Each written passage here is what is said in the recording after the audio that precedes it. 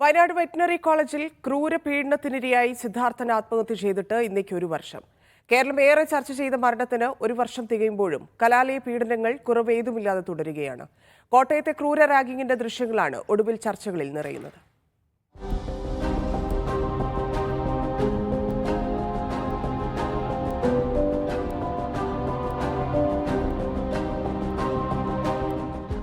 Wayanad veterinary കോളേജിലെ ഈ hostel കെട്ടിടത്തിൽ നടന്ന ആൾക്കൂട്ട വിചാരണയുടെയും ക്രൂര പീഡനത്തിൻ്റെയും ഇരയായാണ് 2024 ഫെബ്രുവരി 18 സിദ്ധാർത്ഥൻ എന്ന സമർത്ഥനായ വിദ്യാർത്ഥി ജീവിതം അവസാനിപ്പിക്കുന്നത്. ഫെബ്രുവരി 16 രാത്രി 9 മണി മുതൽ ആരംഭിച്ച ക്രൂര പീഡനവും ആൾക്കൂട്ട വിചാരണയും പുലർച്ചെ 2 മണിവരെ നീണ്ടു. അർദ്ധനഗ്നനാക്കി നിർത്തിയുള്ള മർദ്ദനത്തിന് കാഴ്ചക്കാരായതും ക്രൂരവിനോദത്തിന് കൂട്ടുനിന്നതും സഹപാഠികൾ. 18 ഉച്ചയോടെ കുളിമുറിയിൽ പോയ സിദ്ധാർത്ഥൻ പിന്നെ തിരിച്ചു വന്നില്ല.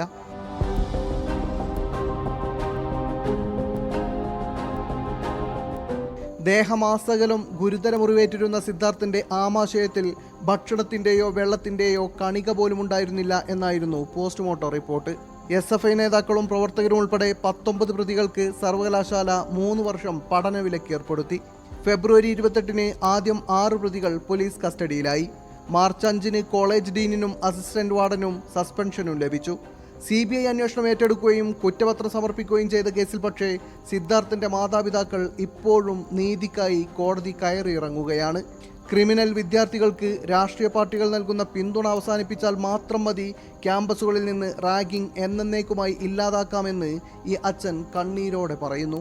ഇങ്ങനത്തെ കേസ് ഉണ്ടാവാനുള്ള മെയിൻ കാരണം രാഷ്ട്രീയ പാർട്ടികൾ അവർക്ക് സപ്പോർട്ടുണ്ട്.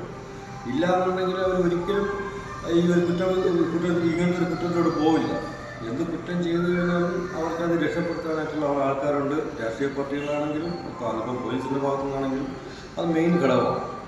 അങ്ങനത്തെ ആ ഒരു സിറ്റുവേഷൻ മാറ്റിയെടുക്കാൻ പറ്റിയാൽ ചിലപ്പോൾ ഒരുപക്ഷെ ഒരു 80% റാഗിംഗ് കോളേജുകളും സ്കൂളുകളും മതിയാക്കാം. T Anees Ali, media 1, Wayanad.